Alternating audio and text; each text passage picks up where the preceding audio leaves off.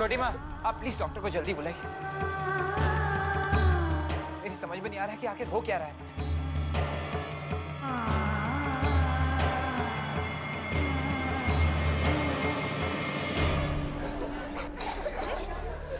Doctor, ये बाहर से कैसी अजीब सी आवाजें आ रही हैं? I don't know. और ये आंखें बंद किए हुए ये कर क्या रहे हैं? ये क्या क्या पढ़ रही है? डॉक्टर बाबू जी। आप ज्यादा अपना ये इस्तेमाल करने की कोशिश ना करें। जितना कहा जाए उतना ही करें।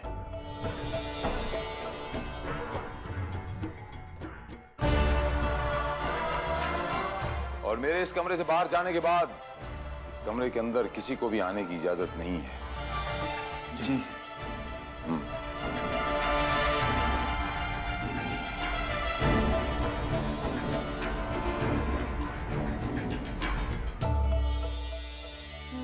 गौरी,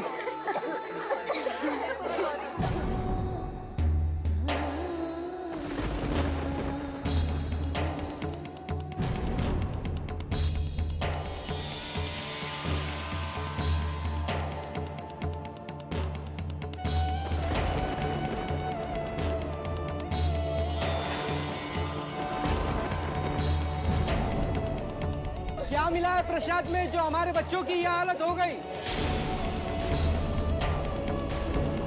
देखिए, आप लोग घबराइए मत। आपके बच्चे को कुछ नहीं होगा, कुछ नहीं होगा। आप लोग बस माता पर भरोसा रखिए।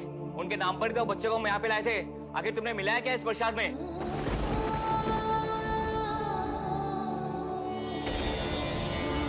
ये लीजिए, लीजिए लीजिए, पानी पिलाइए इन्हें।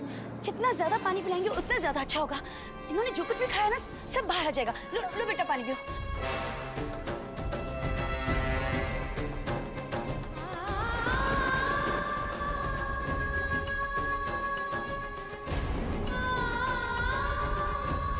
वैष्णवी रो मत। यहाँ सबकी मदद करने की कोशिश करो। और अगर फिर भी तुम्हारे आंसू नहीं रुक रहे तो ऊपर जाके रो, कमरे में जाके रो। तमाशा मत करो यहाँ पे।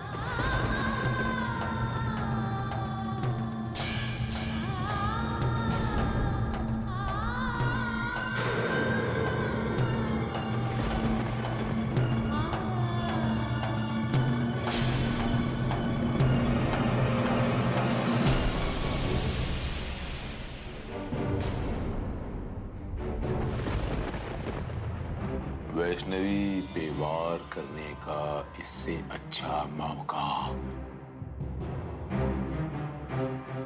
फिर कभी नहीं मिल सकता।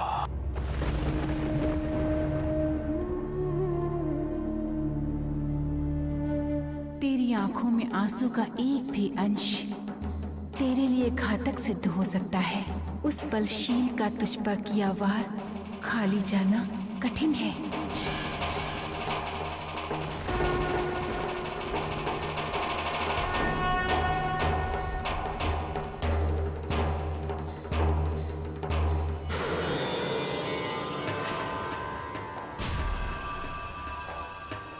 इसका मतलब ये पापा जी की चाल है।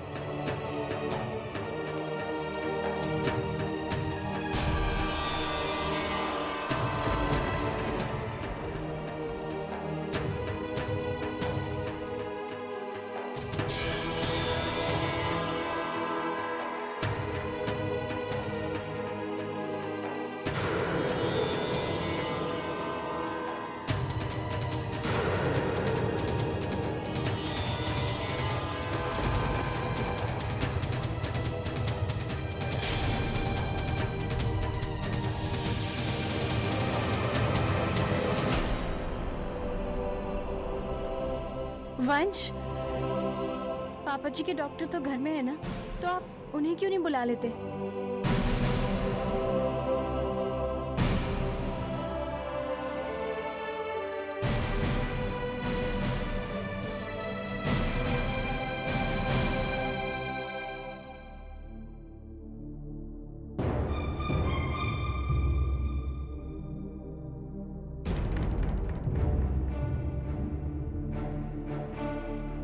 अरे ये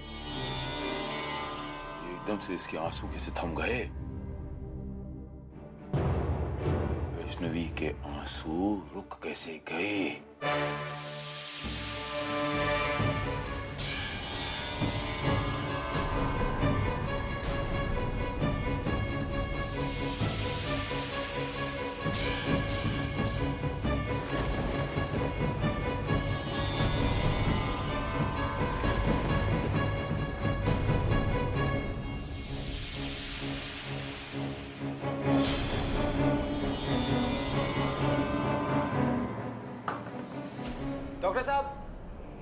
डॉक्टर साहब प्लीज जल्दी चलो, दरवाजा खोलिए डॉक्टर साहब।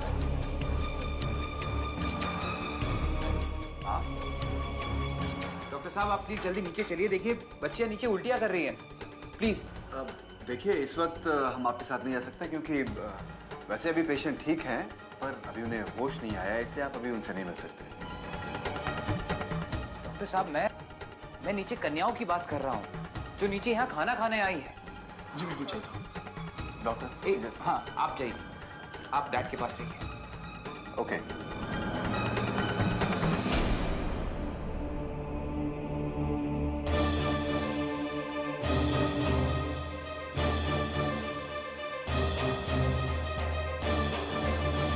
डॉक्टर साहब जल्दी देखिए, पता नहीं इन्हें क्या हो गया है। ये सब हुआ कैसे? इन सबको आपने क्या खिला दिया? मैंने इन्हें सिर्फ माता रानी का प्रसाद दिया है और जरूर उसमें किसी ने कुछ मिलाया है।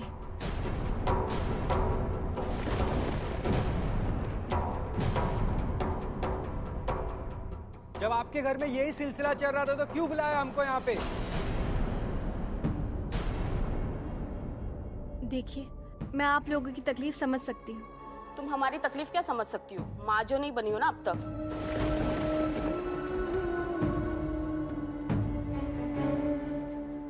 डॉक्टर देखिए, आप इनका इलाज शुरू कीजिए। आपको जो भी दवाइयाँ चाहिए आप मुझे लिख कर दे दीजिए, मैं अभी मंगवा लूंगी।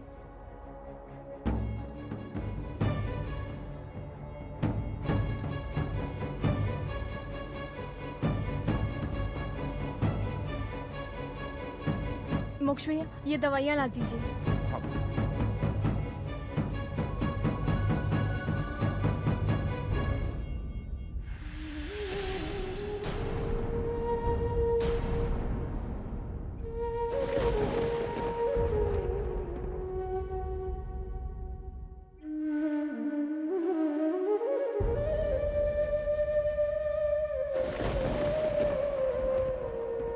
डॉक्टर साहब मुझे एक बात समझ में नहीं आ रही है कि आप मुझे डैड से मिलने क्यों नहीं दे रहे?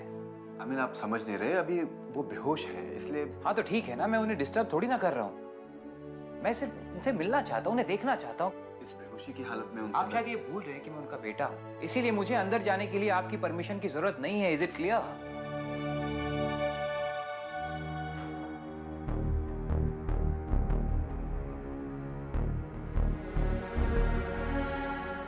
अब इनकी हालत पहले से बेटर है। सुना डैड, डॉक्टर ने क्या कहा? आप पहले से बेहतर हैं। Thank you doctor, thank you very much.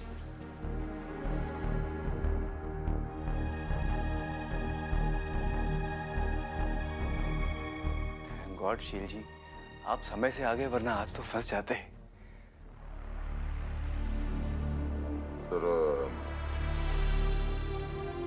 इधर आइए, बात बोलनी है।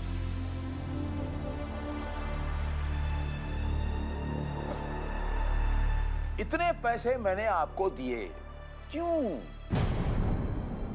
आपकी बेवकूफी की वजह से मेरे सारे काम का बंटा धार हो गया।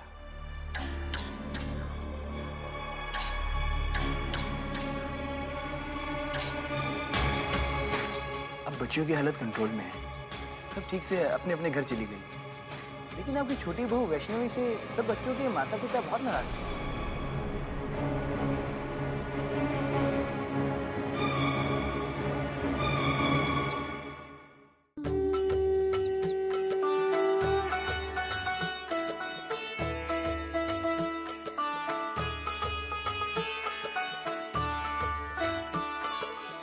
नमो नमो वैष्णो वरदानी, कलिकाल में शुभ कल्याणी।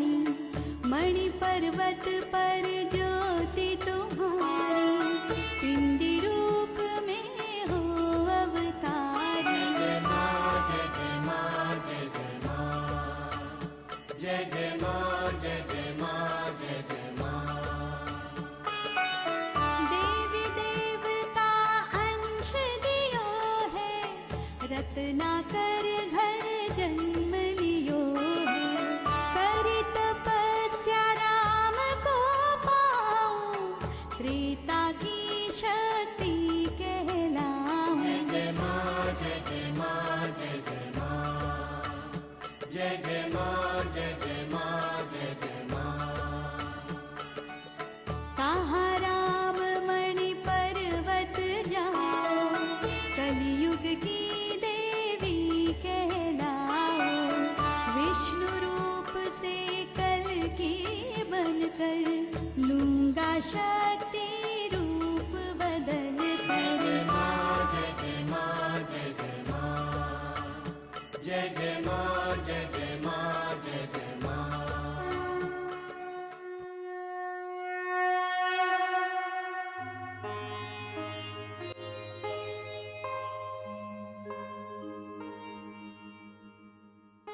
तो कोई नहीं गया ना सुबह की आरती में और ना ही कोई माता की चौकी में शामिल हो रहा।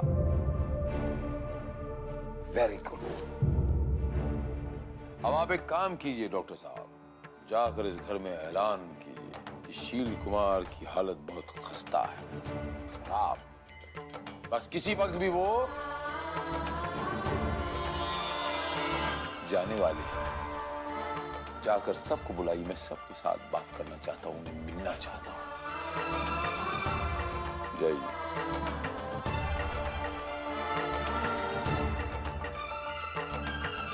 दादी, पूजा में सब लोग क्यों नहीं आए?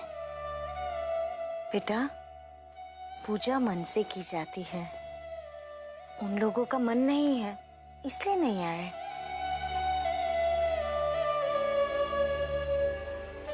वैष्णवी, बेटा पूजा शुरू करो।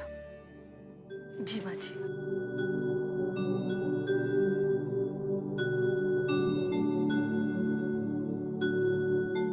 आज 27 सितंबर शुक्ल पक्ष माह दिन रविवार नवरात्रों का आखिरी दिन है, जो कि माँ दुर्गा के 9वें रूप सिद्धिदात्री के नाम से जाना जाता है। माता 8 सिद्धियां अनिमा, महिमा, करिमा, लगिमा, प्राप्ति, प्रकाम्या, निशिस्तव और वशिष्ठता की जननी है और सारे धार्मिक स्थान उन्हीं के नाम पर होते हैं। उनके स्तुति गान से मैं आज की पूजा की शुरुआत करूंगी।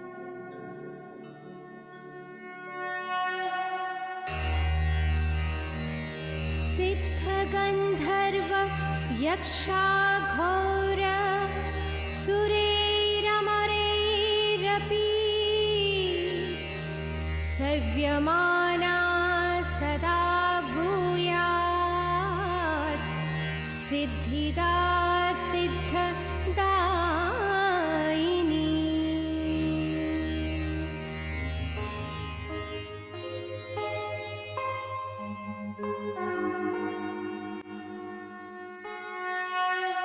डॉक्टर साहब, आप कल कह रहे थे कि अब घबराने की कोई बात नहीं है।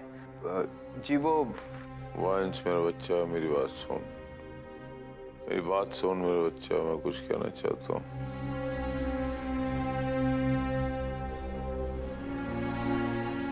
डैड, आपको कुछ नहीं होगा, आपको कुछ नहीं होगा।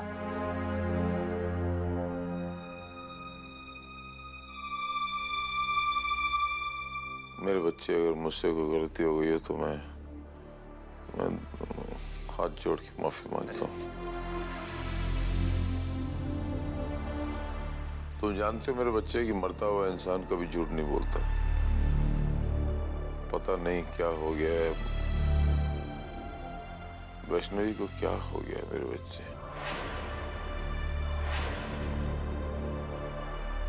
उसी ने इस घर में आग लगाई। मुझे ऐसा लगा जैसे वो पूरे घर को खा जाना चाहती है।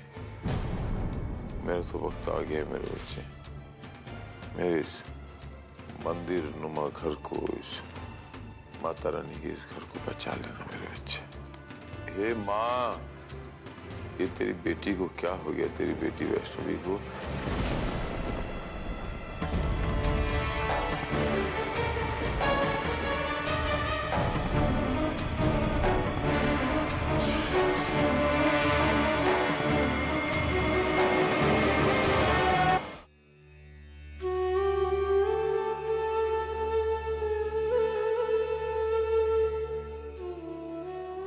क्या हुआ? आप बोल क्यों नहीं रही है? कहानी सुनाओ ना चाची।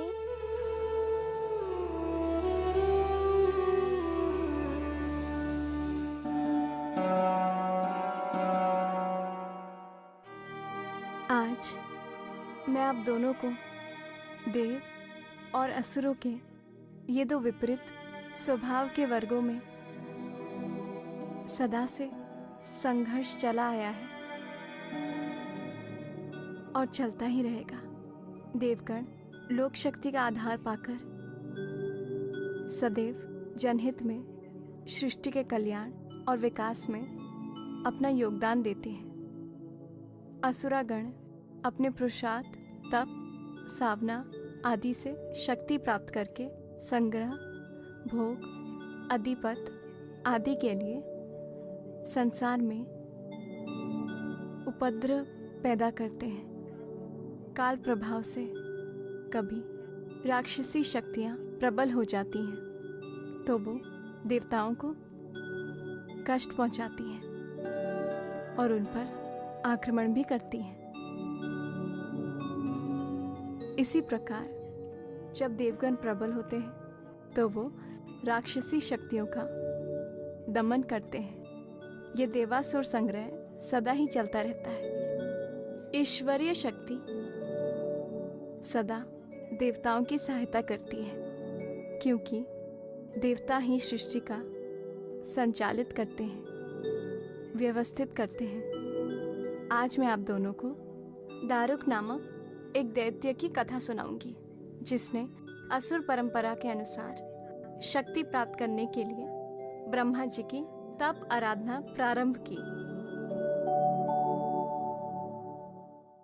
ओम ब्रह्मणे नमः। ओम ब्रह्मदेवाय नमः। ब्रह्मदेव प्रकट हो। ओम ब्रह्मणे नमः। ओम ब्रह्मणे नमः। हे दारुक, अपनी आंखें खोलो। तुम्हारी ये तपस्या सफल हुई। तुम्हें जो भी अभिष्ट हो वो वरदान मांगकर अपनी इच्छा पूरी करो। हे सृष्टि के रचयिता ब्रह्मा जी, आपके चरणों में मुझ असुर वंशीय दारुक का प्रणाम स्वीकार हो। तुम्हारा कल्याण हो वत्स। ब्रह्मदेव, आपने मुझसे वरदान मांगने को कहा है। आप तो जानते हैं कि वर्षों तक इतना कठोर तप मैंने क्यों किया है। हमें कुछ भी जानने अथवा समझने की आवश्यकता नहीं है। इतनी कठोर तपस्या के फलस्वरूप तुम एक मनोवांछित वरदान पाने के अधिकारी बन चुके हो। हे पितामह, यदि आप मनचाहा वरदान देना ही चाहते हैं तो हम असुरों की सदा दो ही चाहत रही है। प्रथम, हम अजय हो, हमारा कोई सामना न कर सके। और द्वितीय, संसार में जन्म लेने वाला कोई भी प्राणी हमें न मार सके, ताकि संसार का सर्व सुख का अनंत काल तक भोग कर सके। बस यही दो वरदान चाहता हूं। हे दारुक, हम तुम्हें वरदान देते हैं कि तुम अजय हो जाओ और साथ में बलशाली भी बनो।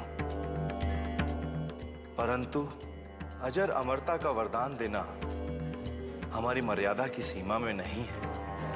जीवन मरण के इस चक्र को स्वयं सृष्टि ही निर्धारित करती है।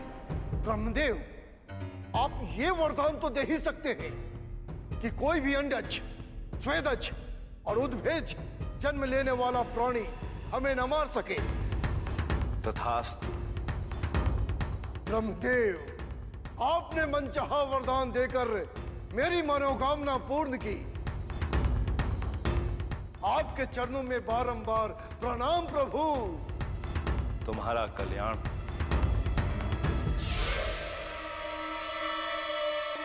जय हो ब्रह्मदेव की जय हो, जय हो ब्रह्मदेव, जय हो ब्रह्मदेव की जय हो। दारुक ने भी वही रास्ता अपनाया जो वरदान पाकर सभी असुर अपनाते हैं। अजय और महाबलवान दारुक के मन से मृत्यु का भय निकल गया। उसने एक बहुत बड़ी असुर सेना एकत्र की और स्वर्गलोक पर आक्रमण कर दिया। देवगण उसके सामने टिक नहीं सके और स्वर्गलोक छोड़कर इधर उधर भटककर जीवन बिताने लगे। दारुक ने आंधी तूफान की तरह तीनों लोकों पर अपना अभियान चलाया। त्रिलोक का स्वामी बन गया था। कोई शक्ति उसका प्रतिरोध नहीं कर सकी। चारों ओर हाहाकार मच गई। यज्ञ पूजा पाठ बंद हो गए थे। गुरुकुल देवस्थान नष्ट भ्रष्ट कर दिए गए। कोई उपाय न देखकर देवगण ब्रह्मा जी की शरण में चले गए। त्राहिमाम त्राहिमाम, आंखें खोलिए पितामह, त्राहिमाम। प्रणाम पितामह। तुम्हारा कल्याण हो। हे ब्रह्मदेव, आप तनिक भी सोच विचार नहीं करते हैं। आपने दुष्ट दैत्य दारुक को अद्भुत वरदान देकर समस्त देवताओं सहित त्रिलोक के लिए एक भयंकर समस्या उत्पन्न कर दी है। देवताओं, मुझसे एक बहुत बड़ी त्रुटि हो गई है जिसका मुझे खेद है, परंतु दारुक की मृत्यु एक शरीरधारी के हाथों ही होगी और उस शरीरधारी का जन्म लेना भी आवश्यक है। आप समस्त देवगण शीघ्र अतिशीघ्र देवादिदेव भगवान शिव के पास जाएं। अब वही इस समस्या का कोई समाधान निकालेंगे। जैसी आपकी आज्ञा ब्रह्मदेव।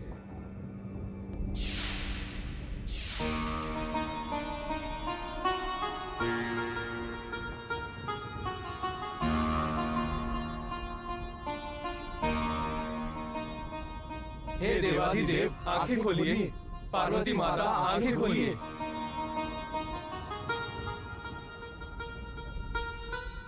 देवगणों, शिवधाम में आपका स्वागत है। प्रणाम माते। मंगल हो। बताइए, किस हेतु से यहाँ पधारे? हे माते, आप तो सब जानती ही हैं। इस समय दुष्ट दारुक ने त्रिलोक में हाहाकार मचा रखा है, जिसके कारणवश हम सब देवगण अपना स्वर्गलोक छोड़कर इधर उधर भटकते हुए अपना जीवन यापन कर रहे हैं।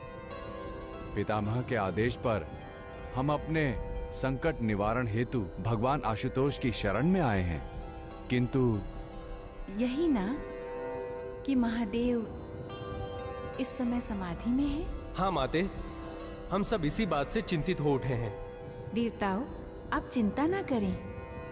आपके तथा त्रिलोक के कष्ट निवारण हेतु मैं अवश्य आपकी सहायता करूंगी। आप कुछ क्षणों के लिए प्रतीक्षा कीजिए। जो आज्ञा माते।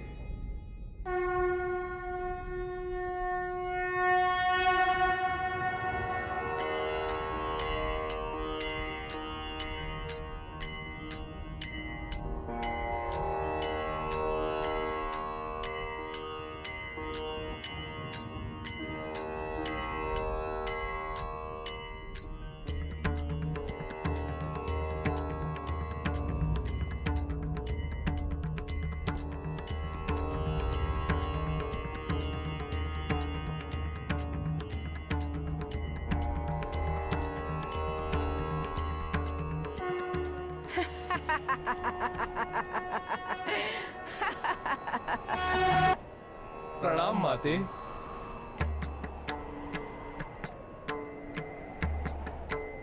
आज्ञा दो माता पार्वती, मुझे क्या करना है? हे देवी कालिके, दारुक राक्षस के अत्याचारों से त्रिलोकी त्राहि त्राहि कर रही है। समस्त असुरों सहित दारुक को सदा के लिए समाप्त कर दो देवी, जिससे जगत में सुख शांति की स्थापना हो। देवताओं को उनका स्वर्गलोक वापस मिल जाए। जो आज्ञा मातेश्री।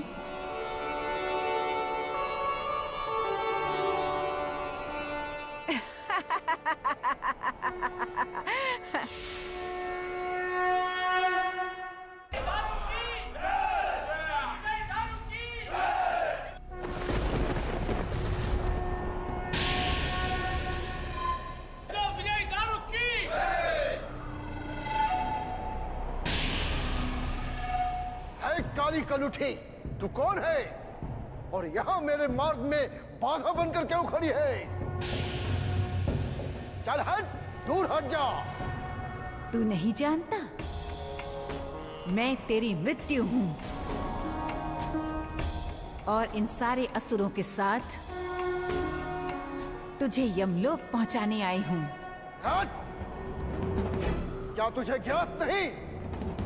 इस संसार में जन्म लेकर शरीर धारण करने वाला कोई भी प्राणी हमें नहीं मार सकता।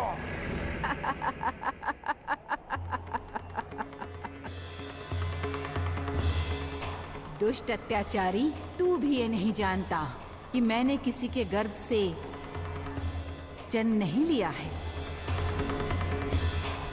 और ना ही मेरे कोई माता पिता हैं। मैं अजन्मा हूं। देह धारण की सांसारिक प्रक्रिया से मुक्त तेरा काल हूं मैं। भगवती काली हूं। देख मेरा विराट रूप।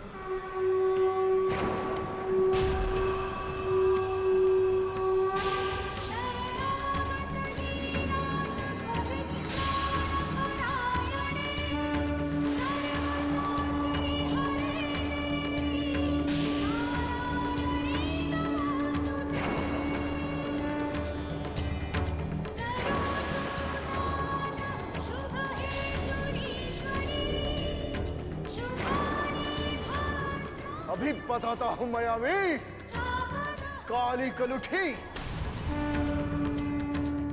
मायावी।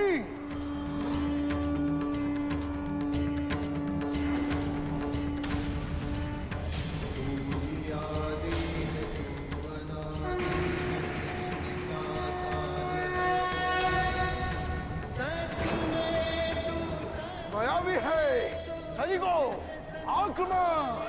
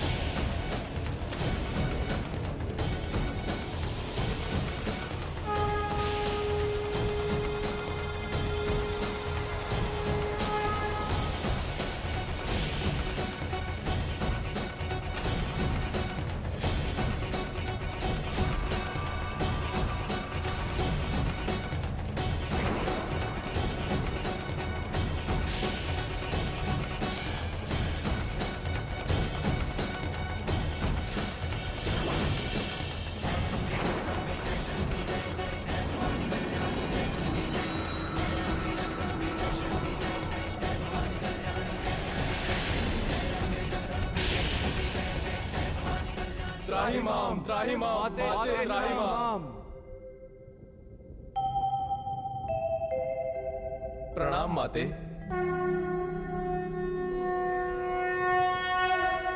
क्या हुआ देवताओं? आप इस तरह अशांत क्यों हैं? हे माते, आपकी प्रेरणा से भगवान शंकर के कंठ से जो महाकाली उत्पन्न हुई थी, उन्होंने दारुक का तो वध कर दिया, परंतु माते, अब उनके शरीर से निकल रही विष ज्वालाओं से चारों ओर विनाश हो रहा है। देवताओं, भगवान शिव के कंठ में भयंकर कालकूट विष था। उसी स्थान से कालिका प्रकट हुई है। उसी कारण भयंकर कालकूट विष का प्रभाव काली के शरीर में व्याप्त है। देवताओं, इस समस्या का समाधान केवल और केवल भगवान शिव ही कर सकते हैं। माते, अब आप ही भगवान शिव से प्रार्थना कीजिए।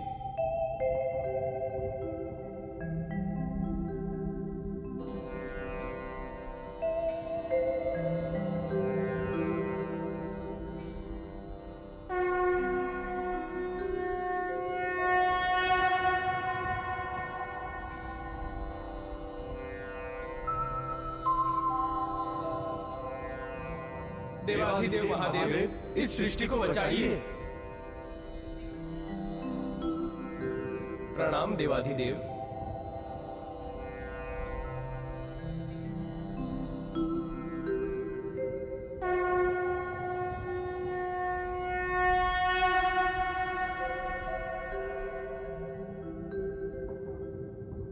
महादेव, इस सृष्टि को बचाइए। देवताओं की सहायता कीजिए।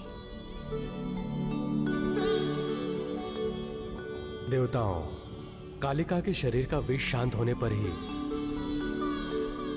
विनाश की समस्या हल हो सकेगी। यदि आप में कोई बालक बनकर स्तनपान के द्वारा कालिका का विष पी लें तो वो विषहीन हो जाएगी। हे देवाधिदेव, आपके अतिरिक्त इस त्रिलोक में कोई भी महाकाली का विष पीने और सहन करने की क्षमता नहीं रखता है। प्रभु, अब आप ही कृपा करें और विश्व के संकट का निवारण करें।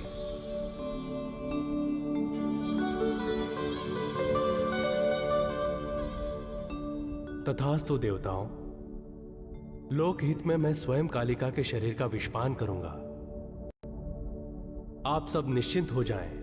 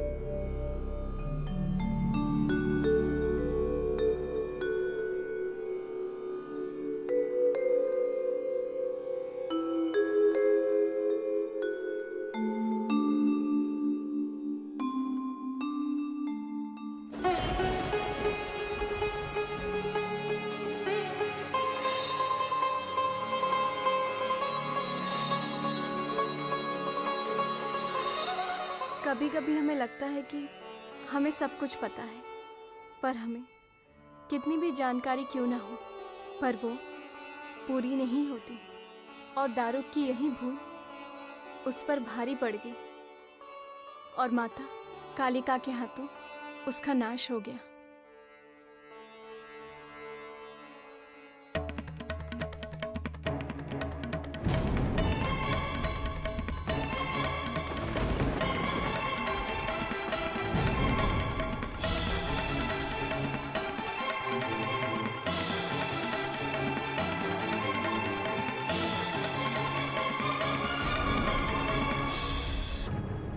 माँ, आप गौरी को लेकर ऊपर चाहिए।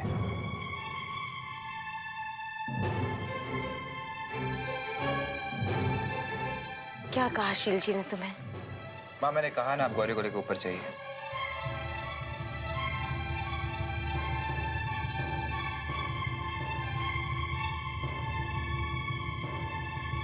हाँ गौरी, आजा बेटा आजा। क्यों इस घर को बर्बाद करना चाहती हो? क्यों कर रही हो ये सब? क्या चाहती हो? मैं ये जानना चाहता हूं कि तुमने इस घर को आग क्यों लगाया? क्यों तुम डैड को मारना चाहती हो? जिस घर को तुम इतनी मुश्किल से बचाई थी, उसी घर को मारना चाहती हो, खत्म कर देना चाहती हो सब कुछ। आखिर क्यों? तुम मेरी वैष्णवी नहीं हो सकती।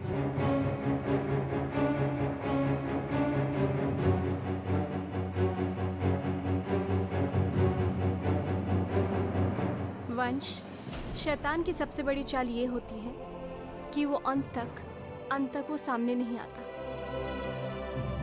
आप सबको पाप पुण्य की शक्ल में दिख रहा है। बहुत जल्द पापा जी का सच आप सबके सामने आ जाएगा। डैड के बारे में सोच समझ कर बात किया करो वैष्णवी। मैं सोच समझ कर ही बात कर रही हूँ। क्या कुछ नहीं किया है उन्होंने? यहाँ तक कि कल कन्याओं के खाने में जहर उन्होंने ही मिलाया था।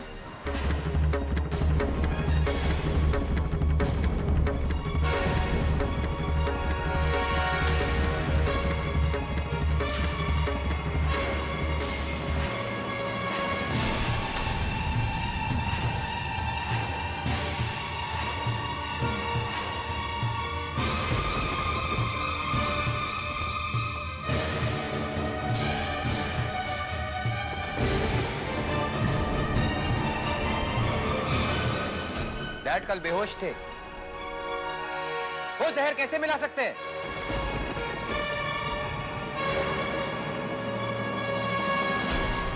वैष्णवी, अगर तुम्हारे लिए डैड के कोई मायने नहीं है ना, तो मेरे लिए भी तुम्हारे कोई मायने नहीं है।